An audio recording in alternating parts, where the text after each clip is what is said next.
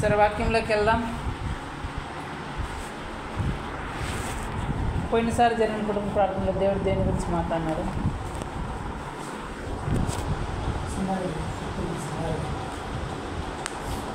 పోయినసారి జరిగిన కుటుంబ ప్రార్థనలో దేవుడు దేని గురించి మాట్లాడినారు?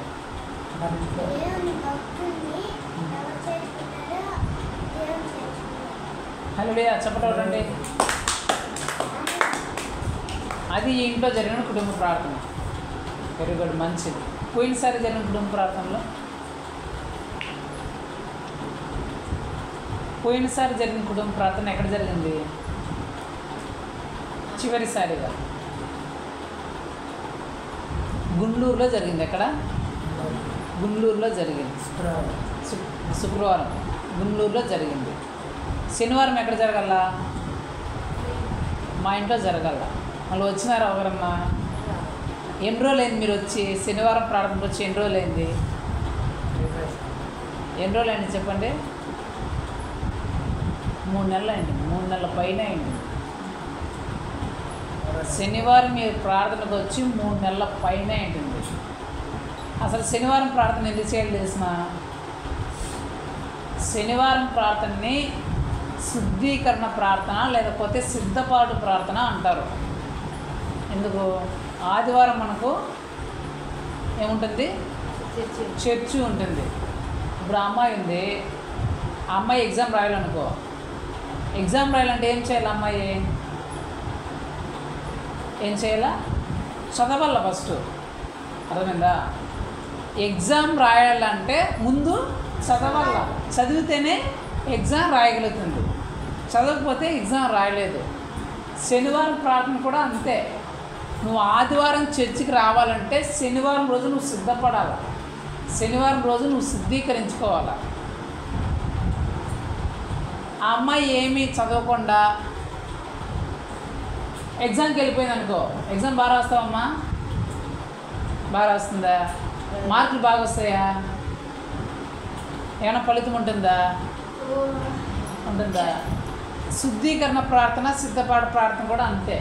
శుద్ధీకరణ సిద్ధపాటు లేకుండా చర్చికి వస్తే, చర్చి ఆదివారం రోజున చర్చికి వస్తే వచ్చే ఆశీర్వాదాలు కూడా అంతంత మాత్రమే ఉంటాయి.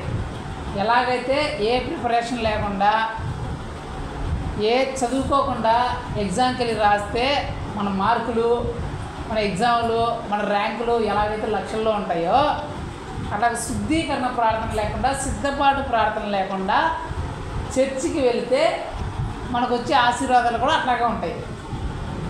అందుకే ప్రతి శనివారము అందరూ అక్కడ కూడుకొని ఎందుకు ప్రార్థన చేయాలంటే ఆదివారం కోసం సిద్ధపడడానికి, ఆదివారం ప్రార్థనకి సిద్ధపడడానికి, శుద్ధీకరించుకోవడానికి పెట్టిన ప్రార్థన ఆ శనివారం ప్రార్థన.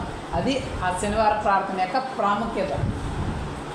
ఆ శనివారం ప్రార్థన ఎవరైతే వచ్చి శుద్ధీకరించి సిద్ధపడతారో ఆదివారం కోసము, వారికి అత్యధికమైన మార్కులు వస్తాయి. అంటే అత్యధికమైన ఆశీర్వాదం వస్తుంది. వారికి కావాల్సిన మేలులు, వారు ఊహించిన దానికంటే అత్యధికమైన మేలు వస్తాయి.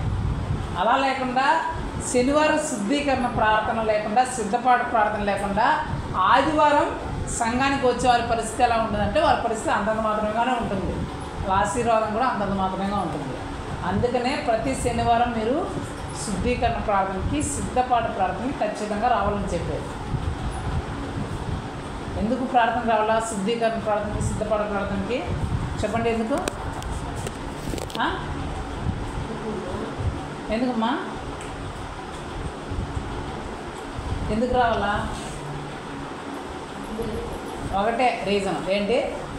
మీరు ఎక్కువగా ఆశీర్వదించబడాలంటే, మీ జీవితంలో, మీ కుటుంబ జీవితంలో, మీ పిల్లల జీవితంలో ఎక్కువ మేలు మీకు కలగాలంటే మీరు శనివారపు సిద్ధపాటు ప్రార్థనకి, శుద్ధీకరణ ప్రార్థనకి రావాలా.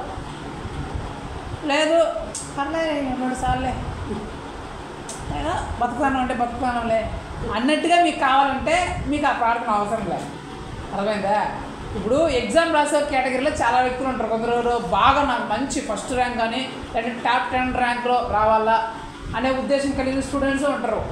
కొందరు ఖచ్చితంగా నాకు 75 70 నుంచి 90% ఖచ్చితంగా రావాలనే స్టూడెంట్స్ ఉంటారు. కొంతమంది పాస్ అయితే సార్లే అనుకునే వాళ్ళు ఉంటారు. అంతేమ్మా, ఒక కాలేజీలో ఖచ్చితంగా ఇలాంటి రకాలు ఉంటారు కదా. కొందరు ఖచ్చితంగా సరే నేను ఎలాగైనా సరే మా కాలేజ్ టాప్ నేనే రావాలా అనే శ్రద్ధ పెట్టి చదివే వాళ్ళు ఉంటారు. కొంతమంది ఎలాగైనా సరే నేను టాప్ 10లో ఉండాలా, అంటే 90 మార్కులైనా ఖచ్చితంగా నేను సంపాదించుకోవాలా అనే ఆసక్తి కలిగిన వాళ్ళు ఉంటారు. కొంతమంది ఖచ్చితంగా ఎట్లయినా సరే మనం 75% అయినా మార్కులు వచ్చే కేటగిరీలో ఉంటారు.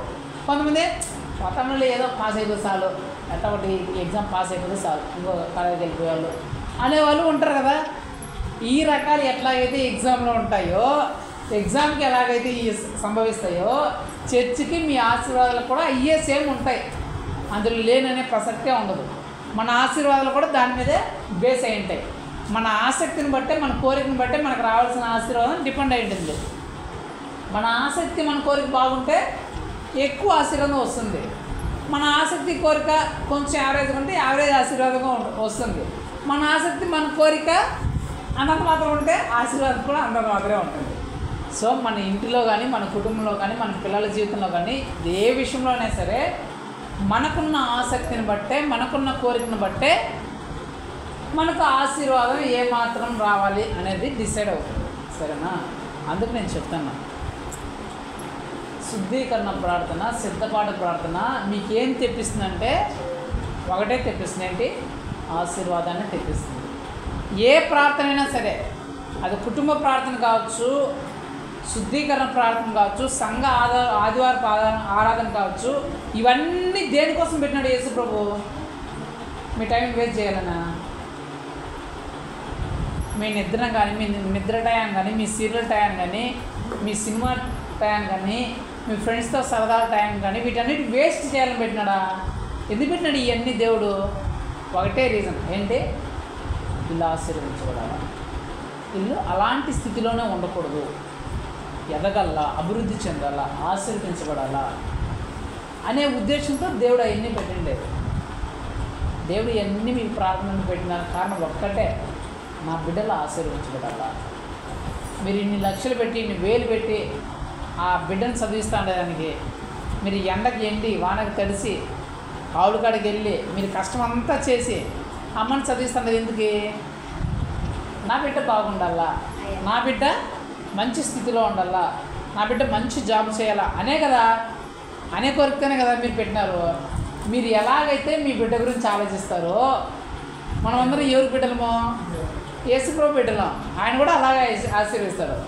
ఎలాగైతే నేను పని చేసో, నేను కష్టపడో, లేకపోతే ఆ అమ్మాయిని ఆ కాలంలో చదివించో, ఈ కాలంలో చదివించో, ఈ ఎంట్రన్స్ రాయొచ్చో, ఆ ఎంట్రన్స్ రాయొచ్చో, అక్కడ కోచింగ్ చేయొచ్చు, ఇక్కడ కోచింగ్ చేయొచ్చో, ఎట్లయినా సరే ఆ బిడ్డను మంచి పొజిషన్లో చూడాలి అని మీరు ఎలాగైతే అనుకుంటారో, యేసుప్రభు కూడా అలాగనుకుంటాడు. వీళ్ళు కుటుంబ ప్రార్థనలో పెట్టో, సిద్ధ ప్రార్థనలో పెట్టో, లేకపోతే శుద్ధీకరణ ప్రార్థనలో పెట్టో, లేకపోతే ఆ ప్రార్థనలు ఆదివారం ప్రార్థనలు పెట్టో, లేకపోతే ఆదివారం ఆరాధనలో పెట్టో, లేకపోతే యూత్ మీటింగ్లో పెట్టో, ఎలాగైనా సరే ఎక్కడైనా పెట్టి వీళ్ళు నేను ఆశీర్వదించాలా అనే ఉద్దేశంతో దేవుడు మన ఎడల ఆ కృపను కలిగి ఉంటాడు, ఆ ప్రేమను కలిగి ఉంటాడు.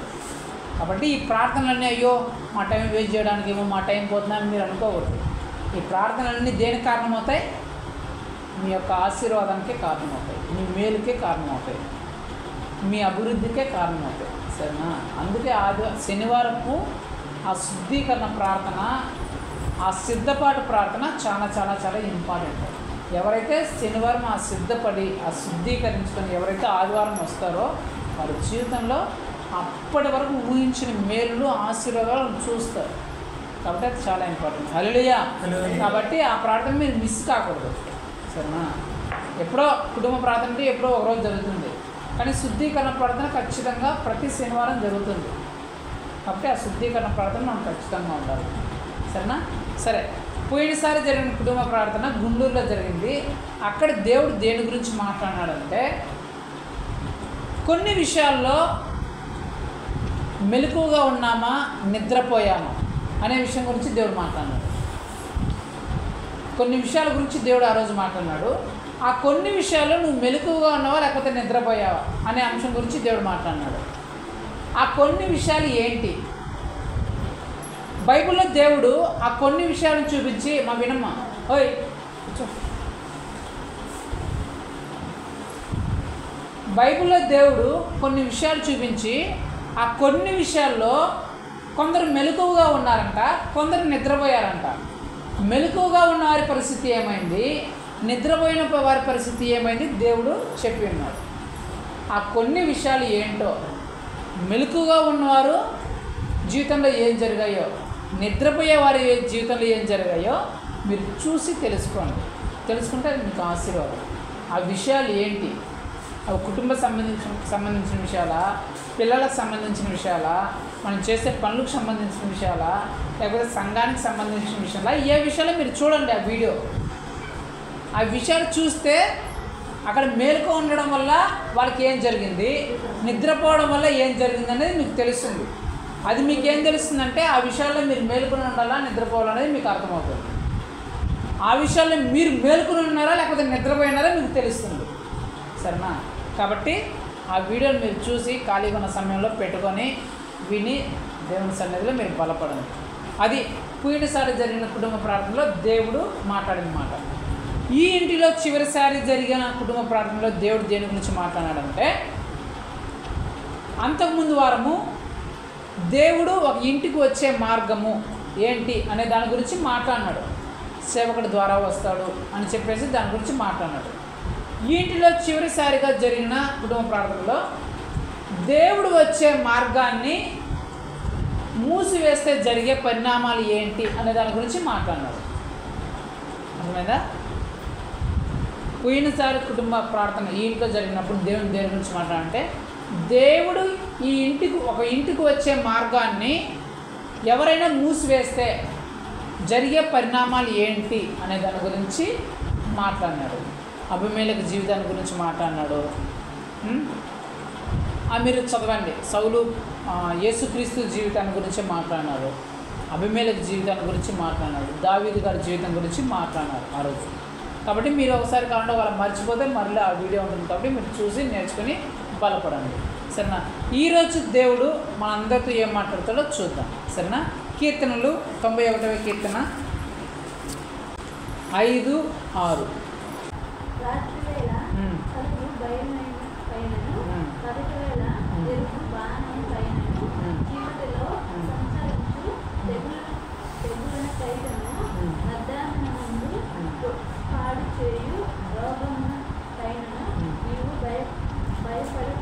హల్లెలూయా. గట్టిగా చదవాలమ్మా. సరేనా? చదువుతాను చూడండి. రాత్రివేళ కలుగు భయముకైనను, పగటివేళ ఎగురు బాణముకైనను, చీకటిలో సంచరించు తెగులుకైనను, మధ్యాహ్నమందు పాడు చేయి రోగముకైనను నీవు భయపడకుందువు. దేవుడు ఏం చెప్తున్నాడంటే, నీవు భయపడకుందువు అంటే నువ్వు భయపడే పరిస్థితి నీకు రాదు, నీకు అది భయమును పుట్టించదు అని చెప్తున్నాడు యేసుప్రభు. నీవు భయపడకుండా ఉంటావు. ఎప్పుడంట, ఏ సమయాల్లో అంట, అక్కడ కొన్ని విషయాలు చెప్పాడు. ఈ విషయాలు అందరి జీవితంలోకి వస్తాయి.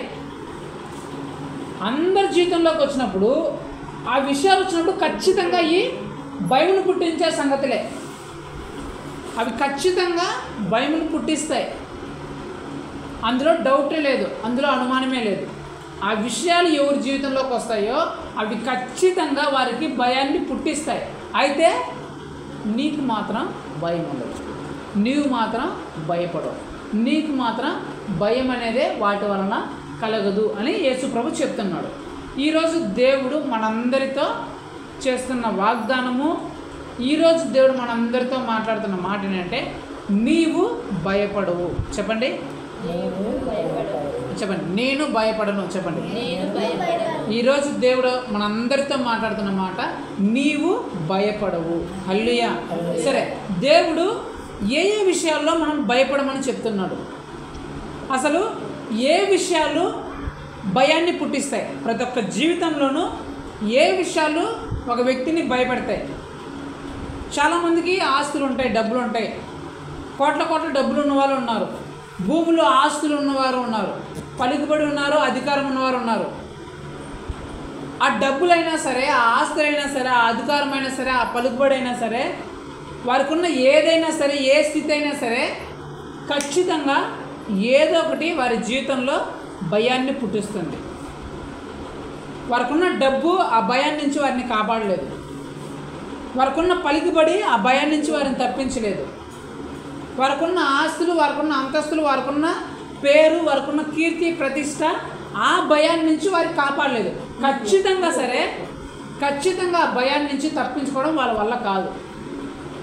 వాళ్ళకి ఎంత డబ్బులైనా ఉండొచ్చు, లక్షల కోట్లు ఉండొచ్చు, లక్షలు ఉండొచ్చు, వాళ్ళు ఫ్లైట్లో తిరిగే వాళ్ళు ఉండొచ్చు, కార్లు ఉండొచ్చు, బంగ్లాలు ఉండొచ్చు, వాళ్ళ అధికారం గొప్ప అధికారమై ఉండొచ్చు, వారు చెప్తే ఎంతమందిని వినే స్థాయిలో వాళ్ళు ఉండొచ్చు, వాళ్ళ వెనక పలుకుబడి ఎంతైనా ఉండొచ్చు, వాళ్ళు చెప్పే మాటలు వినే మనుషులు ఎంతమంది అయినా ఉండొచ్చు, వాళ్ళు చెప్పినట్టు జరిగేటి ఏమైనా జరగచ్చు.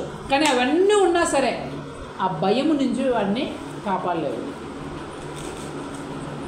అలాంటి భయాలు ఉన్నాయంట బైబిల్లో. బైబిల్ చెప్తుంది అలాంటి భయాలు ఖచ్చితంగా ప్రతి ఒక్కరి జీవితంలోకి వస్తాయి. ఆ సంభవాలు వచ్చినప్పుడు ఖచ్చితంగా ఆ వ్యక్తి భయపడి తీరాల్సిందే, ఆ వ్యక్తి ఎవరైనా సరే. అయితే అలాంటి భయాలు వచ్చినప్పుడు నీవు భయపడవు. ఆ భయంను పుట్టించే పరిస్థితులు వచ్చినా సరే నీకు మాత్రం భయం అనేదే వేయదు అని దేవుడు చెప్తున్నాడు. అసలు ఆ భయం పుట్టించే సంగతులు ఏంటి? ఎలాంటి వ్యక్తినైనా సరే భయం పుట్టించే ఆ సంగతులు ఏంటో అక్కడ రాయబడి ఉన్నాయి. చాలా ఉన్నాయి. ఒక 4 సంగతులు మాత్రం చూసుకొని మనం ముగించేద్దాం. మొట్టమొదటి సంగతి ఏంటంటే చూడండి, 5 రాత్రి వేళ కలుగు భయముకైనను. మొట్టమొదటి భయం రాత్రి వేళ కలిగే భయం. ఏ భయము? రాత్రి వేళ కలిగే భయం. అంటే రాత్రికాల సమయంలో పుట్టే భయము. ఆ భయము నుంచి తప్పించుకునే మనుషులు ఎవ్వరూ ఉండరంట. అంటే నేను మీకు అర్థమయ్యే భాషలో ఏమని చెప్పాలంటే, ఒక ధనవంతుడు 1,00,000 కోట్లు ఉన్నాయనుకుందాం. మీకు అర్థమయ్యేలా చెప్పాను. 1,00,000 కోట్లు ఉన్న ధనవంతుడైనా సరే వాడు పడుకునే ముందు రేపు ఏం జరుగుతుందో వాడికి తెలియదు. రేపు నా వ్యాపారం ఎట్లుంటుందో, నేను చేసే పని ఎట్లుంటుందో అనే భయము వానికి ఎప్పుడు ఉంటుంది. వాడికి ఉండే డబ్బులు ఎంత? 1,00,000 కోట్లు అనుకోండి. 1,00,000 కోట్లు ఉన్నా సరే, అరే నాకు 1,00,000 కోట్లు ఉంది, ఇంత డబ్బులు ఉంది కదా అని వాడు భయపడకుండా ఉంటాడంటే ఖచ్చితంగా రాత్రి వేళ ఏం కలుగుతుందంట, వాడికి భయం కలుగుతుందంట. అరే నా పరిస్థితి ఏంటి, రేపు ఏమవుతుందో, రేపు డబ్బులు వస్తుందో రాదో, ఈ వ్యాపారం బాగవుతుందో సక్సెస్ అవుతుందో కాదో, నేను అనుకున్న పని జరుగుతుందో జరగదో అనే భయము వీడికి ఉండేనే ఉంటుంది. వాడికి అంత డబ్బులు ఉన్నా సరే వాడికి ప్రశాంతంగా ఉండే పరిస్థితి ఉండదు. కానీ ఖచ్చితంగా భయపడుతూనే ఉంటాడు. ఏం జరుగుతుందో ఏమో, ఎట్లా జరుగుతుందో ఏమో అనే భయము ఖచ్చితంగా ఉంటుంది. రాత్రి వేళ కలిగే భయము అంటే ఏంటంటే, దాని అర్థం ఏంటంటే, రేపు ఏమి జరుగుతుందో తెలియని పరిస్థితులను బట్టి కొందరు భయపడుతూ ఉంటారు. ఈరోజు ప్రశాంతంగా ఉన్నా, ఈరోజు అన్నీ ఉన్నా, ఈరోజు క్షేమంగా ఉన్నా, ఈరోజు సమస్తము కలిగి ఉన్నా, ఈరోజు బాగున్నా సరే రేపు ఏమి జరుగుతుందో అనే రేపటిని గురించి ఆలోచించి, రేపటిని గురించి తలచుకొని భయపడుతున్న వాళ్ళు చాలామంది ఉంటారు. చాలామందికి ఈ భయం ఉంటుంది. రేపు ఏం జరుగుతుందో, రేపు ఏమవుతుందో, రేపు మనం అనుకున్న పని జరుగుతుందా జరగదా, రేపు ఇలా చేయాలనుకుంటున్నా ఇది దొరుకుతుందా దొరకదా అనే భయము చాలామందిలో ఉంటుంది. ఈ భయం ప్రతి ఒక్కరికి వస్తుందంట. అది ధనవంతుడని తేడా లేదు, అధికారని తేడా లేదు, నాయకుడని తేడా లేదు, బీదని తేడా లేదు, మంచోడని తేడా లేదు, చెడ్డోడని తేడా లేదు. ఎవరికైనా సరే ఈ భయం ఉంటుంది. ఏ భయమో? రేపు ఏమి జరుగుతుందో అనే భయం ఈ రాత్రి వేళ పుడుతుందంట. సో ఈ భయము ప్రతి ఒక్క మనిషిలోనూ ఉంటుంది. రేపు ఏమి జరుగుతుందో, ఏమవుతుందో పరిస్థితి అని దాని గురించి భయపడే భయం ప్రతి ఒక్కరిలోనూ ఉంటుంది. అయితే ఆ భయం ఎవరికి రాదంట? నీకు రాదు. రేపు ఏం జరుగుతుందో, రేపు ఎలా ఉంటుందో, రేపేమవుతుందో అనే దాని గురించి యొక్క టెన్షన్, ఆ భయము నీకు కలగదు, నీకు రాదు. అందరూ భయపడుతుండొచ్చు. రేపేం జరుగుతుందో, ఏమవుతుందో, అవుతుందో కాదో, జరుగుతుందో జరగదని భయం అందరిలో ఉండొచ్చు, కానీ నీకు ఆ భయం ఉండదు. నువ్వు రేపటిని గురించి భయపడవు, రేపటి గురించి నీకు బెంగ చింత ఉండదు అని దేవుడు చెప్తున్నాడు. ఎందుకు? మత్తయి సువార్తలో ఉంటుంది అది. రేపటిని గురించి మీరు చింతించబడి, ఎందుకు? రేపు ఏం జరగబోతుందో మీకు తెలియదు, వాటన్నిటిని నేను మీకు దయచేస్తాను. కాబట్టి మీకు ఆ చింత, ఆ భయం, ఆ దిగులు ఉండాల్సిన పని లేదు. అంటే మనం ఎందుకు భయపడము, మనం ఎందుకు దిగులు పడము, నువ్వు ఎందుకు రేపటి గురించి చింతించవు అంటే నీకు తెలుసు రేపు నాకు ఏం కావాలో, రేపు నాకు ఏం అవసరమో అవి దేవుడు నాకు చూసుకుంటాడు అనే ధైర్యము, నమ్మకం నీకుంటే రేపటి గురించి నువ్వు భయపడతావా? ఇప్పుడు అమ్మాయి చదువు గురించే చెప్పిన, ఆ అమ్మాయి ఫీజు కట్టాలనుకుందాం. రేపు ఫీజు కట్టాలన్నారు, ఒక 5,000 కట్టాలన్నారు. 5,000 కట్టాలని ఆ అమ్మాయికి తెలుసు, కానీ ఆ 5,000 మా నాన్న కట్టేస్తాడు రేపు అని ఆ అమ్మాయికి ఆ విషయం కూడా తెలుసు. అమ్మాయి ఫీజు ఎంత కట్టాలా? 5,000 కట్టాలా. కానీ ఈ 5,000 ఫీజు మా నాన్న కట్టేస్తాడు అనే విషయం కూడా అమ్మాయికి తెలుసు. నేను 5,000 ఫీజు కట్టాలా, నా 5,000 ఫీజు ఖచ్చితంగా మా నాన్న రేపు కట్టేస్తాడు అని ఆ అమ్మాయికి తెలుసు. ఆ అమ్మాయి భయపడుతుందా? అయ్యో ఎట్లా, అమ్మో రేపు 5,000 కట్టాలా, ఎట్లా సంబంధి, అమ్మో ఏం చేయాలా, 5,000 ఎట్లా దొరుకుతుంది అని భయపడుతుంది ఆ అమ్మాయి. ఎందుకు భయపడదు? ఆ అమ్మాయికి తెలుసు ఏంటి, నేను రేపు కట్టాల్సిన 5,000 మా నాన్న కట్టేస్తాడు, కాబట్టి నాకు భయం ఎందుకు? అమ్మాయికి భయం ఏముంటుందా, టెన్షన్ ఏమైనా పడుతుందా? అర్థమైందా? మనకు ఎందుకు రేపటి గురించి చింత ఉండదు అంటే రేపు ఏమి కావాలో అది నా దేవుడు నాకు తీర్చేస్తాడు. కాబట్టి నీకు చింత ఉంటుందా, దాని గురించి భయం ఉంటుందా? యేసుప్రభు చెప్తుంటుంది అదే, అందరూ రేపేం జరుగుతుందో అనే చింతను, భయంను కలిగి ఉంటారు, కానీ ఆ భయం నీ దరి చేరదు. ఆ భయానికి నువ్వు భయపడవు. కారణం ఏంటి? నీకు రేపు ఏమి కావాలో, రేపు ఏమి అవసరమో అవన్నీ నీ తండ్రి అయిన దేవుడు నీకు తీర్చేస్తాడనే ధైర్యము, నమ్మకం, నీకు విశ్వాసం ఉంటే ఆ భయం నీకు రాదు. అర్థమైందా? నువ్వు ఎప్పుడు భయపడవు. నువ్వు ఎందుకు భయపడవు అంటే రేపు ఏమి నీకు కావాలో, రేపు నీకు ఏం అవసరమో అవన్నీ నాకు తెలుసు, నా దేవుడికి తెలుసు, ఆయన ఖచ్చితంగా నాకు తీరుస్తాడు అనే ధైర్యం నీకుంటే ఈ రాత్రి నువ్వు భయపడవు. అర్థమైందా? రాత్రి వేళ కలిగే భయానికి నువ్వు భయపడవు. నెంబర్ 1. రెండోది,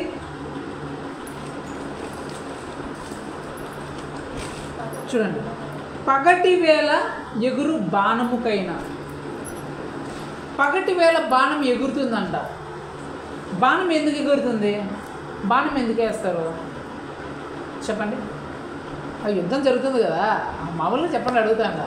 మామూలుగా యుద్ధం జరుగుతుంది కదా, బాణాలు వేస్తారు. ఎందుకు వేస్తారు? సంపాలన. ఎందుకు వేస్తారు? సంపాలన. ఒక వ్యక్తిని చంపాలి అంటే, శత్రువుని నాశనం చేయాలంటే ఏమేస్తారు? బాణం వేస్తారు. దూరంగా ఉన్నాడు శత్రువు, వాడు మనకు దగ్గరికి మనల్ని నాశనం చేయాలని, మనల్ని నశింపు చేయాలనే వస్తాడు, వాడిని వదిలేస్తే వస్తాడు. ఆ దూరంగా ఉన్న శత్రువు మన మీదకి రాకముందే వాడిని మనం చంపేయాలి అంటే ఏం చేస్తాడు? బాణం వేస్తాడు. అంతే కదా? దూరంగా ఉన్న శత్రువు మన మీదకి వచ్చి మనం చంపేయకుండా ఉండాలంటే వాడు దూరంగా ఉన్నప్పుడు మనం ఏం చేస్తాము? బాణం వేసి చంపేస్తాం. బాణం వేసి చంపేస్తే ఆడు మన దగ్గరికి రాడు. ఇప్పుడు యేసుప్రభు ఏం చెప్తున్నాడు? పగటి వేళ ఎగిరే బాణముకైనా నువ్వు భయపడకుండా ఉంటావు. అంటే శత్రువు దూరంగా ఉన్నాడు, నిజమే, శత్రువు దూరం ఉన్నాడు, ఖచ్చితంగా వాడు ఒకప్పుడు ఒక టైంలో వచ్చి మనం ఆ శత్రువును అలాగే వదిలేస్తే, ఆ బాణం మనం వేయకపోతే ఖచ్చితంగా వాడు వచ్చి ఆ వ్యక్తిని చంపేస్తాడు. ఆ శత్రువు దూరంగానే ఉన్నాడు, నిజమే, కానీ వాడిని మనము ఏం చేయకుండా అలాగే వదిలేస్తే వాడు వచ్చి మనల్ని చంపేస్తాడు. అంటే ఒక బాణము మన మీదకి వేయబడి ఉంది, మనం కానీ సైలెంట్గా ఉంటే ఆ బాణం మనకు వచ్చి గుచ్చుకొని మనం చనిపోతాం. అంటే శత్రువు ఆల్రెడీ బాణం వేశాడు, మనం శత్రువుకు దూరంగానే ఉన్నాం, మనం దూరంగా ఉండేది చూసే వాడు మన మీద బాణం వేశాడు. ఆ బాణము మనం కానీ ఆ బాణాన్ని కానీ తప్పించుకోకపోతే ఖచ్చితంగా ఆ బాణం మనకు తగిలి మనం చనిపోతాం. అంటే ఆల్రెడీ శత్రువు మనం దూరముగా ఉండగానే మన మీద కొన్ని నాశనములు పంపించుంటాడు. మనల్ని నశింపు చేయాలనే బాణముని కొన్ని రకాల నాశనాలు మన మీద పంపించుంటాడు. మనం కానీ అజాగ్రత్తగా ఉంటే ఆ బాణాన్ని మనం తప్పించుకోతే ఖచ్చితంగా నాశనంలో పడి మనం నాశనం అయిపోతాం. యేసుప్రభు ఏం చెప్తున్నాడు, అలాంటి నిన్ను నాశనం చేసే, నిన్ను చంపేసే, నిన్ను నాశనం చేసే అలాంటి బాణములు నీకు తగలవు, నేను నిన్ను కాపాడుతాను. అలాగా తెలియకుండా దూరంగా ఉండగానే, ఆ పరిస్థితి రాకముందే ఆ నాశనంలో పడిపోయి సడన్గా ఆ బాణం తగిలి చనిపోయిన వాళ్ళు, నశించిపోయిన వాళ్ళు ఎంతోమంది ఉన్నారు. అది ఎలాంటి నష్టమైనా కావచ్చు, అది ఆస్తి నష్టం కావచ్చు, కుటుంబంలో నష్టం కావచ్చు, ఆర్థిక నష్టం కావచ్చు, ఎలాంటి నష్టమైనా కావచ్చు. అది తెలియదు, అది చాలా దూరంగానే ఉంటుంది. మనం అనుకోకపోయిండొచ్చు, అదే ఇప్పుడు జరగదులే, ఇప్పుడంతా మనకు హాయిగా ఉంది, మనకి ఇలాంటి నష్టం ఎందుకు వస్తుంది, మనకి ఈ ఆర్థిక నష్టం ఎందుకు వస్తుంది, ఈ కుటుంబాల్లో సమస్యలు ఎందుకు వస్తాయి, ఈ డబ్బు విషయంలో మనకు సమస్యలు ఎందుకు వస్తాయి, ఈ పిల్లల విషయంలో మనకు ఎందుకు సమస్యలు వస్తాయి, మనకు రావులే అనే ఆలోచన మనం ఉండొచ్చు అప్పుడున్న పరిస్థితిని బట్టి. కానీ ఖచ్చితంగా అది ఆ నష్టం ఆ కుటుంబానికి కానీ, ఆ డబ్బుల విషయంలో కానీ, ఆ పిల్లల విషయంలో కానీ నష్టపరిచే ఆ సూచనలు ఉన్నాయంట, దూరంగా ఉన్నాయంట. అలాంటివి కొన్ని రోజుల తర్వాత మన మీదకి వచ్చి దాడి చేసి మన కుటుంబాన్ని, మన ఆర్థిక వ్యవస్థని, మన పిల్లల్ని నాశనం చేయొచ్చు. అలాంటి పరిస్థితి వచ్చినప్పుడు ఖచ్చితంగా భయం వేస్తుందా లేదా? సడన్గా తెలియకుండా మన కుటుంబం మీదకి ఒక నష్టం వచ్చినప్పుడు, మన పిల్లల మీదకి ఒక ఇబ్బంది వచ్చినప్పుడు, మనము డబ్బు లేని పరిస్థితుల్లో పడిపోయినప్పుడు ఎవరికైనా భయం వేస్తుందా లేదా? వాడు ఎంత కోటీశ్వరుడైనా సరే, ఇప్పుడు నాకే 1,00,000 కోట్లు ఉంది, కానీ సడన్గా నా బిడ్డలకి బాగలేదు అనుకుందాం, భయం వస్తుందా లేదా? వాడికి వాళ్ళు 1,00,000 కోట్లు ఉన్నా, నాకే 1,00,000 కోట్లు ఉంది, నా కుటుంబంలో సమస్యలు వచ్చేసినాయి అనుకుందాం, భయం వస్తుందా లేదా? ఆ 1,00,000 కోట్లు వాడికి భయాన్ని తీరుస్తాయా? కుటుంబంలో వచ్చిన సమస్యను తీరుస్తాయా? ఆ పిల్లలకు వచ్చిన బాధను తీరుస్తాయా? అంటే వాడికి ఎంత డబ్బులు ఉన్నా సరే సడన్గా వచ్చే సమస్యలు, అనుకోకుండా ఎదురయ్యే సమస్యల నుంచి వారు బయట వచ్చే భయం నుంచి వారు తప్పించుకోగలరా? కానీ యేసుప్రభు ఏం చెప్తున్నాడు, అలాగే నీకు తెలియకుండా ఎప్పుడో ఊహించిన సమయంలో నీకు సమస్యలు వచ్చినా సరే వాటి నుంచి నువ్వు భయపడకుండా ఉంటావు, వాటి నుంచి నువ్వు బెదిరిపోకుండా ఉంటావు. కారణం ఏంటి? ఆ సమస్యలకు నీ దగ్గరకు రాకముందే యేసుప్రభు నిలబడి ఉండడం. ఆ సమస్యలకు నీకు మధ్యలో యేసుప్రభు నిలబడి ఉండి ఆ సమస్యలు నీ దగ్గరికి రాకుండా ఆ బాణములను అధిమించాటే చెదరగొడతాడంటే యేసుప్రభు. అంటే ఏ శత్రువు అయితే కుటుంబ సమస్యలు తెప్పించాలనే బాణమును, నీ పిల్లల జీవితాల్ని పాడు చేయాలనే బాణములను, నీ ఆర్థిక వ్యవస్థని పాడు చేయాలనే బాణమును ఏ శత్రువు అయితే ప్రయోగించాడో ఆ బాణములు నీకు, నీ కుటుంబానికి, నీ పిల్లలకు తగలకుండా యేసు ప్రభు ఆ బాణములు మధ్యలోనే పడగొట్టి ఆ భయాన్ని నీ దగ్గరికి రానివ్వకుండా చేస్తారు. రెండోది. మూడోది చూడండి, మూడోది ఏంటి?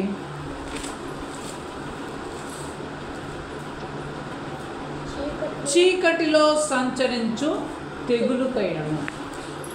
తెగులు అంటే ఏంటి? రోగానికి తెగులుకు తేడా ఏంటి? రోగానికి తెగులుకి పంటనే తీసుకోండి, పంటకు రోగం రావడం వేరు, తెగులు రావడం వేరు. రోగం అంటే ఏంటి? తెగులు అంటే ఏంటి? రోగం వస్తే చచ్చిపోతుంది, తెగులు అంటే ఉంటే బాగుంటుంది. రోగం ఉంటే చచ్చిపోతుంది, తెగులు ఉంటే బాగుంటుంది, అంతేనా? రావు దగ్గర పనికి వస్తుంది కదా. రోగానికి తెగులుకు తేడా ఏంటంటే, రోగము అంటే ఒకదానికి వస్తుంది ఏంటి, తెగులు అంటే ఏంటంటే ఒకదానికి వచ్చింది అనుకో అది మొత్తానికి అడ్డిస్తుంది, దాన్ని తెగులు అంటారు. అర్థమైందా? రోగానికి తెగులు డిఫరెన్స్ ఏంటంటే, రోగము అంటే ఒకరికి వస్తుంది, తెగులు అంటే ఒకరికి వచ్చిందనుకో మొత్తం దానికి అంటుకుంటుంది. పంటకి రోగం వచ్చిందంటే ఒక పంటకే ఒకదానికి వచ్చిందని, తెగులు వచ్చిందంటే దాని చుట్టుపక్కల అంతా దానికి అంటుకుంటుంది అని అర్థం. ఒకటి నెంబర్ 1. రోగానికి తెగులు డిఫరెన్స్ ఏంటంటే, రోగం అంటే ఒకరికి వస్తుంది, తెగులు అంటే చాలామందికి ఎఫెక్ట్ అవుతుంది, అది నెంబర్ 1.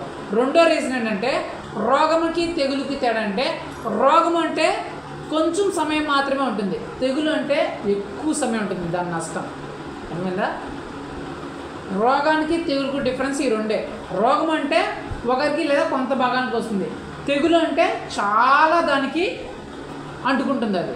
రెండోది ఏంటంటే, రోగము అంటే కొంచెం నష్టమే ఉంటుంది దానివల్ల, తెగులు అంటే దానివల్ల చాలా దానికి నష్టం ఉంటుంది. ఇప్పుడు యేసుప్రభు ఏం చెప్తున్నాడంటే, చీకటిలో సంచరించు తెగులుకైనాను నీకు భయపడకుండా ఉంటావు. తెగులు అంటే నీకు అర్థమైంది కదా. తెగులు అంటే ఏంటి? చాలామందికి ఎఫెక్ట్ అవుతుంది, చాలా కాలము ఉంటుంది. అర్థమైందా? చాలా దానికి తగులుతుంది, దాని నష్టము చాలా కాలం ఉంటుంది. ఇలా చాలా మందికి చాలా కాలం ఉండే నష్టము ఎప్పుడు వస్తుందంట? చీకటిలో. చీకటి అంటే చీకటి సమయంలో మనకి ఏమైనా తెలుస్తుందా?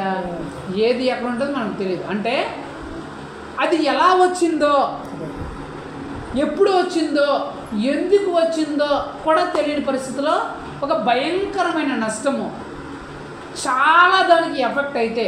చీకటి అంటే ఏం జరుగుతుందో, ఎప్పుడు జరుగుతుందో, ఎలా జరుగుతుందో తెలియదు కదా. చీకటిలో సంచరించే తెగులు అంటే ఆ నష్టము, ఆ భారీ నష్టము, ఆ ఎక్కువ నష్టము, చాలామందికి వచ్చిన నష్టము, అది ఎలా వచ్చిందో, ఎప్పుడు వచ్చిందో, ఎందుకు వచ్చిందో కూడా తెలియదు. అలా వచ్చినప్పుడు ఎవరికన్నా భయం కలగని ఉంటుందా? నేనే బాగున్నాను, ఒక కుటుంబమే బాగుంది అనుకుందాం. ఆ కుటుంబంలోనే ఒక సమస్య వచ్చింది, ఒక ఇబ్బంది వచ్చింది, ఒక రోగం వచ్చింది. కానీ ఆ రోగము, ఆ సమస్య, ఆ ఇబ్బంది ఒకరికే రాలేదు, కుటుంబంలో చాలామందికి వచ్చింది. మా వినండి, మా పడుకోండి విను. ఆ రోగము, ఆ ఇబ్బంది, ఆ సమస్య కుటుంబంలో ఒకరికి రాలేదనుకోండి, ఓయ్ వినండి గమ్నా పడుకోనేలే.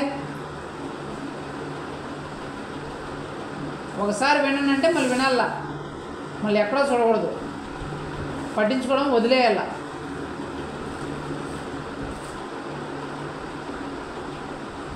తెగులు అంటే ఏంటంటే ఒక కుటుంబంలో తీరని నష్టం, ఒక వ్యక్తికే కాకుండా ఆ కుటుంబం అంతా దానివల్ల ఎక్కువ కాలము నష్టపోతూ ఉంటే, ఆ నష్టము ఎందుకు వచ్చిందో, ఎలా వచ్చిందో, దేనివల్ల వచ్చిందో కూడా తెలియకుండా ఆ నష్టం ఎక్కువ కాలము ఆ కుటుంబాన్ని కానీ ఆ వ్యక్తులను కానీ బాధిస్తూ ఉంటే దాన్ని ఏమంటారంటే చీకటిలో సంచరించి తెగులు.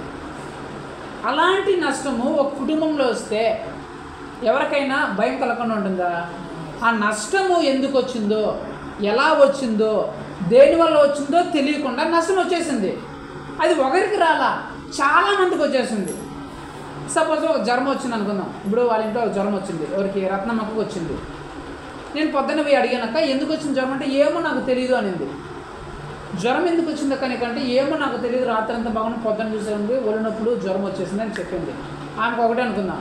ఒకవేళ ఆ ఇంట్లో ఉండే ముగ్గురికి వచ్చేసింది అనుకుందాం, ముగ్గురు అదే జ్వరంతో బాధపడినారు అనుకుందాం. ఆ ఇంట్లో పోతే ఇంట్లో ఉండే అందరూ కూడా జ్వరం వచ్చేసింది అనుకుందాం. అదే జ్వరము ఎందుకు వచ్చిందో, ఎలా వచ్చిందో, దేనివల్ల వచ్చిందో తెలియదు, కానీ అందరికీ జ్వరాలు వచ్చేసినాయి. అందరూ భయంకరమైన జ్వరంతో ఒళ్ళుతో బాధపడుతున్నారు. అలాంటి సందర్భంలో ఎవరైనా భయపడకుండా ఉంటారా? ఒకవేళ ఈ కారణం చేత వచ్చింది, దీనివల్ల జ్వరం వచ్చింది, మేము ఎండలో తడిసినాం, వానలో తడిసినాము, లేకపోతే ఏదో వానలో తడిసి జలుబు చేసి జ్వరం వచ్చిందో అంటే కారణం తెలిస్తే సర్లే వానలో తడిసి జ్వరం వచ్చింది అనుకుంటే సరిపోయేది. కానీ అది ఎందుకు వచ్చిందో తెలియదు, ఎలా వచ్చిందో తెలియదు, దేనివల్ల వచ్చిందో తెలియదు, వచ్చింది ఒకరికి వచ్చిందంటే అందరికి వచ్చేసిందంటే భయం లేకుండా ఉంటుందా? భయం లేకుండా ఉంటుందా ఎవరికైనా? యేసుప్రభు ఏం చెప్తున్నాడు? ఇలాంటి పరిస్థితి ఏ కుటుంబంలో కానీ ఎక్కడైనా వస్తే ఖచ్చితంగా భయము ఆ వ్యక్తి జీవితంలో, ఆ కుటుంబ జీవితంలో ఉంటుంది కదా. అలాంటి భయము నీ జీవితంలోకి రాదు. అంటే దాని అర్థం ఏంటి? అలాంటి నీకే తెలియకుండా, అర్థము కాకుండా, ఎందుకు వచ్చిందో తెలియకుండా అలాంటి ఎక్కువ నష్టం కలిగించే ఆ నష్టము ఎట్టి పరిస్థితుల్లోనూ నీ జీవితంలోకి కానీ నీ కుటుంబంలోకి కానీ రాదు అని దేవుడు చెప్తున్నాడు. నీకు ఆ భయం ఎందుకు రాదంటే అలాంటి నీకు తెలియని, నువ్వు అసలు ఊహించని, ఎందుకు వచ్చిందో అర్థం కానీ అలాంటి భయంకరమైన నష్టము నీ కుటుంబం మీదకి ఎట్టి పరిస్థితుల్లోనూ రాదు. అది రాదు కాబట్టి నీకు ఆ భయము ఉండదు. చిట్ట చివరిగా ఏం చూడండి, మధ్యాహ్న కాలం ముందు పాడు చేసే రోగముకైనా. చిట్ట చివరిగా ఏంటి? రోగం. ఏంటి? రోగం. చాలామంది పెద్ద పెద్ద హాస్పిటల్లో ఉన్నారు కదా, చాలామంది రోగంతో బాధపడుతున్నారు కదా, వాళ్ళకి డబ్బులు లేవా? కోర్టులు ఉంటాయి కదా, మన టీవీలో న్యూస్లో చూస్తే ఈ ప్రముఖ వ్యక్తి హాస్పిటల్లో జాయిన్ అయినాడు, ఆ 2 గంటల 20 నిమిషాలకు ఈ రిపోర్ట్ వచ్చింది, కొంచెం శ్వాస ఇప్పుడు కొంచెం తీసుకుంటున్నాడు, అయ్యో ఇప్పుడు బ్రీతింగ్ ప్రాబ్లం అయిపోయింది, 1 గంట తర్వాత అయ్యో ఇప్పుడు పరిస్థితి చాలా క్రిటికల్గా ఉంది అని ఒక బ్యూటిఫుల్ న్యూస్ పోతా ఉంటుంది కదా. ఒక ప్రముఖ వ్యక్తే, బాగా డబ్బులు ఉన్న వ్యక్తే, లక్షల కోట్లు ఉన్న వ్యక్తికే ఒక బ్యూటిఫుల్ వ్యక్తి పోతా ఉంటుంది. ఒక గంట తర్వాతనో 2 గంటల తర్వాతనో ఈ వ్యక్తి పరిస్థితి చాలా తీవ్రమైపోయింది అని కొన్నిసార్లు చచ్చిపోయినారని చెప్తారు. డబ్బు లేదా ప్రముఖ వ్యక్తే కాదా? ప్రముఖ వ్యక్తి అనేది టీవీ ఛానల్ అన్నీ ఆ ఛానల్లో వస్తుంటాయి. మంచి పలుకుబడి ఉన్న వ్యక్తే, సంఘంలో మంచి పేరున్న వ్యక్తే, డబ్బులున్న వ్యక్తే, ఆ డబ్బులున్న పలుకుబడి ఉన్న అంత ఫ్యాన్ ఫాలోయింగ్ ఉన్నా, అంతమంది అతని కోసం ఎదురు చూస్తున్నా, అంతమంది ఇష్టపడుతున్నా, ఆ రోగం అనే భయం నుంచి అతను కాపాడగలిగిందా? ఆ డబ్బులు కాపాడగలిగిందా? అధికారం కాపాడగలిగిందా? ఆ గొప్ప పేరు కాపాడగలిగిందా? ఆ ఫ్యాన్ ఫాలోయింగ్ కాపాడగలిగిందా? అంటే ఆ రోగం అనేది వస్తే ఎలాంటి వ్యక్తి అయినా సరే, ఎంత డబ్బులైనా సరే భయాన్ని ఆపగలదా? మనమే బాగున్నాం, అందరం బాగున్నాం, మన ఇంట్లో ఒక వ్యక్తికి ఒక రోగం, ఒక వ్యాధి వస్తే భయపడకుండా ఉంటామా? మన దగ్గరే 1 లక్ష రూపాయలు ఉంది బీరువాలో, కానీ ఈరోజు జ్వరం వచ్చింది, మా ఇంట్లో 1 లక్ష రూపాయలు ఉందిలే అని భయపడకుండా ఉంటావా? 1 లక్ష రూపాయలు ఏమో ఉంది కానీ జ్వరం వచ్చిందని నా ఇంట్లో 1 లక్ష రూపాయలు ఉంది అని చెప్పేసి భయపడకుండా ఉంటావా? కానీ యేసు ప్రభు ఏం చెప్తున్నాడు? అలాంటి రోగం వచ్చినా సరే నువ్వు భయపడకుండా ఉంటావు. అలాంటి రోగాలు వచ్చినా సరే నువ్వు భయపడవు. నీకు భయం అనేది రాదు. ఎందుకు రాదు? ఆ రోగము నిన్నేమి చేయలేదు కాబట్టి. ఇంకొక చెప్పంటే అసలు ఆ రోగం అనేది నీకు రాదు కాబట్టి. అర్థమైందా? దేవుడు యేసు ప్రభు ఏం చెప్తున్నాడంటే ఈ 4 కేటగిరీలను బట్టి ప్రపంచంలో ప్రతి ఒక్క వ్యక్తి భయపడతాడు. మొట్టమొదటిది ఏంటి? రాత్రి వేళ కలిగే భయం. రేపేమి జరుగుతుందో తెలియక ప్రతి ఒక్క వ్యక్తి భయపడతాడు. రేపేం జరుగుతుందో అని ప్రతి ఒక్కరి జీవితంలోనే ఈ భయం ఉంటుంది. రెండోది పగటి వేళ ఎగిరే బాణం. అంటే ఏ పరిస్థితుల్లో ఎలాంటి నష్టము నాశనం వస్తుందో తెలియకుండా భయపడే, సడన్గా వచ్చే నష్టానికి భయపడే వాళ్ళు చాలామంది ఉంటారు. మూడోది చీకటిలో సంచరించే తెగులు. అంటే ఎందుకు వచ్చిందో ఎలా వచ్చిందో తెలియని భారీ నష్టము, చిట్ట చివరిగా రోగముకు. ఈ 4 విషయాలు ప్రతి ఒక్కరి జీవితంలో ఖచ్చితంగా వస్తాయి. అవి వచ్చినప్పుడు ఆ భయం నుంచి ఏ డబ్బులు కానీ, వాళ్ళ అధికారం కానీ, వాళ్ళ ఆస్తులు కానీ ఏది తప్పించలేదు, కాపాడలేదు. అయితే ఈ 4 రకాల భయాల నుంచి, ఈ 4 రకాల విషయాల్లో నువ్వు అసలు భయపడవు అని దేవుడు చెప్తున్నాడు. ఎందుకు భయపడం? నెంబర్ 1, ఆ చీకటిలో మొట్టమొదటి ఏంటి?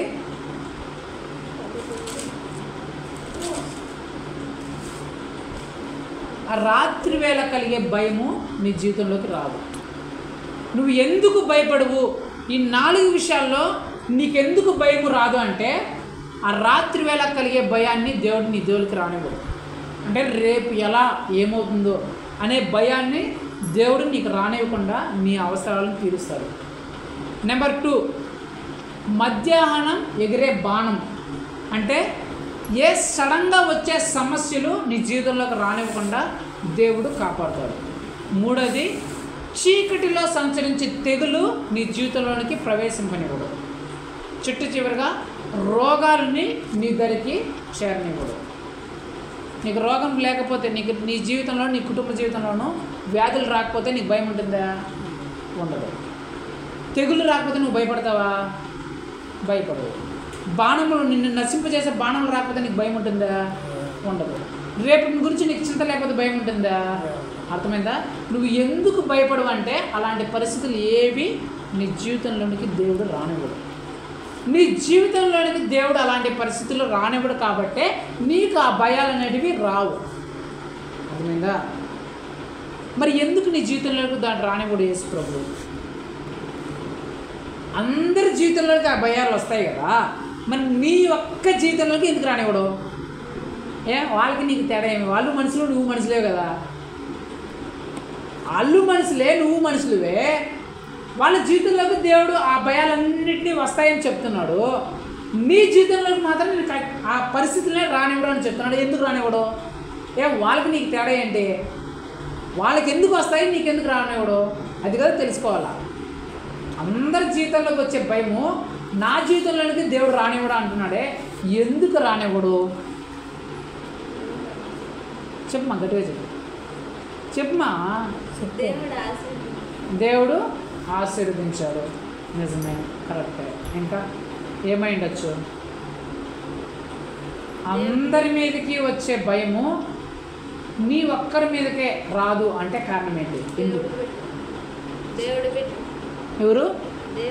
దేవుడు బిడ్డ. వెరీ గుడ్, కరెక్టే, మంచిదే, కరెక్టే.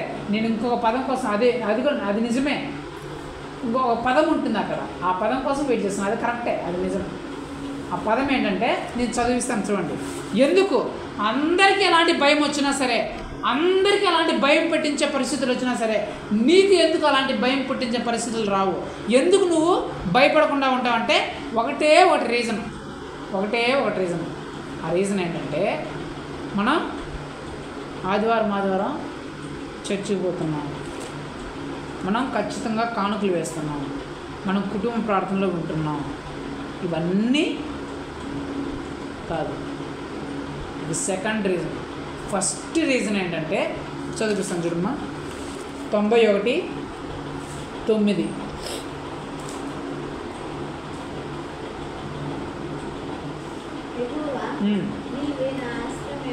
యెహోవా నీవే నా ఆశ్రయము అని నీవు మహోన్నతుడైన దేవుణ్ణి నీకు నివాస స్థలముగా చేస్తున్నావు. అది రీజన్. అందరికీ ఈ భయాలు వచ్చినా నీకు ఇలాంటి భయం పుట్టించే పరిస్థితులే అసలు నీ దరిదాపులు కూడా రాకపోవడానికి గల కారణం ఒకటేంటంటే నాకు యేసు ప్రభువే ఆశ్రయం, నన్ను కాపాడేవాడే యేసు ప్రభువే. ఈ డబ్బులు, ఈ అధికారము, ఈ ఉద్యోగము, ఈ ఇల్లు, ఈ వాదులు కాదు. నా యేసయ్య నన్ను కాపాడుతాడు, నా యేసయ్య నన్ను రక్షిస్తాడు అని నువ్వు యేసయ్యని నమ్ముకున్నావు చూడు. నా యేసయ్య నన్ను కాపాడుతాడని నువ్వు యేసయ్యని నమ్ముకున్నావు చూడు. అది ఒక్కడంట రీజన్. అందరికీ ఆ భయాలు రావడానికి గల కారణం ఏంటంటే వాళ్ళు యేసు ప్రభువుని నమ్ముకోకుండా, యేసు ప్రభువు నన్ను కాపాడుతాడు, యేసు ప్రభువు నన్ను రక్షిస్తాడు అనుకోకుండా ఈ డబ్బులు నన్ను కాపాడుతాయి, ఈ ఉద్యోగం నన్ను కాపాడుతుంది, ఈ ఆస్తులు నన్ను కాపాడుతాయి, ఈ వ్యక్తులు నన్ను కాపాడుతారు, ఈ నాయకులు నన్ను కాపాడుతారు అని వాళ్ళకున్న డబ్బుల్ని, వాళ్ళకున్న వ్యక్తుల్ని, వాళ్ళకున్న ఉద్యోగాల్ని, వాళ్ళకున్న పనుల్ని, వాళ్ళు వెనకున్న పలుకుబడిని, వాళ్ళు వెనకున్న నాయకులను నమ్ముకున్నారు. కాబట్టి అలాంటి పరిస్థితులు వచ్చినప్పుడు వాళ్ళు భయపడుతూ వస్తున్నారు. మనము ఎందుకు భయపడము? మనకు ఎందుకు అలాంటి భయం పుట్టించే పరిస్థితులు రావు అంటే కారణం ఒకటే, మనం యేసుక్రీస్తుని నమ్ముకున్నాం. వాటన్నిటిని నమ్ముకోవాలి. మన డబ్బులు కానీ, అధికారులు కానీ, నాయకులు కానీ, ప్రజలు కానీ వేడిని నమ్ముకోకుండా నా యేసు ప్రభు నాకు సహాయం చేస్తాడని మనం యేసుక్రీస్తుని నమ్ముకున్నాం. కాబట్టే మనకు అవన్నీ రావు. నెంబర్ 1. రెండో రీజను చూడండి, 91:2. ఆయనే నా ఆశ్రయము, నా కోట, నేను నమ్ముకొను నా దేవుడని నేను యెహోవాను గూర్చి చెప్పుచున్నాను. నా కోట అంటే నా ఇల్లు, నా ఆశ్రయము, నా దుర్గము అన్నీ ఎవరుంటా? యేసు ప్రభువే నాకు నా కోట. నన్ను వీటన్నిటి నుంచి కాపాడే కోట, ఇల్లు, ఆశ్రయము యేసు ప్రభువే అని మనము ఆయన్ని నమ్ముకున్నాం. కాబట్టే ఆ భయముల నుంచి అన్నిటి నుంచి మనం రక్షింపబడుతున్నాం. అర్థమైందా? ఎవరికి ఆ భయం ఉండదు, ఎవరికి ఆ దిగులు చింత ఉండదు? ఎవరైతే యేసుక్రీస్తే నాకు సహాయం, యేసుక్రీస్తే నన్ను రక్షించేవాడు, యేసుక్రీస్తే నా ఇల్లు, యేసుక్రీస్తే నాకు కోట అని ఎవరైతే యేసుక్రీస్తును తమకు రక్షకుడిగా, తమకు దేవుడిగా, తమకు ఆశ్రయంగా ఎవరైతే ఏర్పరచుకుని ఉంటారో వారికి మాత్రమే ఆ భయములు పుట్టించే పరిస్థితులు ఎట్టి పరిస్థితులను రావు. అర్థమైందా? మరి చాలామంది క్రైస్తవులు కూడా భయపడుతున్నారే. చాలామంది క్రైస్తవులు కూడా ఇలాంటి పరిస్థితుల్లో భయపడుతున్నారు. కారణం ఏంటంటే వాళ్ళు ఏదో మేము క్రైస్తవం, మేము యేసుక్రీస్తుని నమ్ముకున్నామని తప్ప వాళ్ళు ఎప్పుడు వాళ్ళ ధైర్యం దేన్ని బట్టి ఉంటుందంటే డబ్బులను చూసో వాళ్ళకున్న పలుకుబడిని చూసో వాటిని బట్టి ధైర్యం పడుతూ ఉంటారు కాబట్టి వాళ్ళు భయపడుతున్నారు. ఎవరైతే డబ్బులను చూడకుండా, అధికారాలను చూడకుండా, తమకున్న ఆస్తులను పలుకుబడి చూడకుండా ఎవరైతే నాకు యేసుక్రీస్తు ఉన్నాడు, యేసుక్రీస్తే నాకు సమస్తమని యేసుక్రీస్తుని నమ్ముకుని ఎవరైతే ఉంటారో వారికే ఆ భయము అనేది ఎప్పుడు దరిచేరనే చేరదు. నువ్వు భయపడుతున్నావంటే నీ నమ్మకం యేసు ప్రభు మీద కాదని, నువ్వు యేసుక్రీస్తు మీద నమ్మకం పెట్టుకోలేదని, నువ్వు ఊరికే యేసు ప్రభు నమ్ముకున్నావు అని చెప్తున్నావు తప్ప నువ్వు నిజంగా యేసుక్రీస్తుని నమ్మలేదని. నువ్వు యేసుక్రీస్తుని నమ్మితే అలాంటి వాడికి నువ్వు భయపడవు. అర్థమైందా? అదే మనం భయపడుతున్నామంటే మన నమ్మకం ఏ డబ్బు మీదనో, ఏ వ్యక్తి మీదనో, ఏ ఉద్యోగం మీదనో, అధికారం మీదనో పెట్టుకుని ఉంటాం. మనం భయపడలేదంటే మన నమ్మకం యేసు ప్రభు మీద పెట్టుకున్నాం. సో నీ నమ్మకం ఎవరి మీద పెట్టుకున్నావో దాన్ని బట్టే నువ్వు భయపడుతున్నావా భయపడట్లేదు అనేది డిసైడ్ అవుతుంది. మనం యేసుక్రీస్తు మీద మనం నమ్మకం పెట్టుకున్నట్లయితే మనం దేనికి భయపడము. రాత్రి వేళ కలిగే భయముకైనను, పగటి వేళ ఎగిరే బాణముకైనను, చీకటిలో సంచరించే తెగులకైనను, మధ్యాహ్నం పాడి చేసే రోగంకైనను మనం భయపడము. అలాగా మనం కూడా మేము యేసుక్రీస్తునే నమ్ముకున్నాం కాబట్టి 4 పరిస్థితులలో మేము ఎటువంటి పరిస్థితుల్లో మేము భయపడము, మాకు యేసయ్య ఉన్నాడు, ఆయన సహాయం చేస్తాడు అనే ధైర్యంతో, నమ్మకంతో మనం ప్రార్థన చేస్తున్నాం. సరేనా? కళ్ళు మూసుకొని ప్రార్థన చేస్తున్నాం.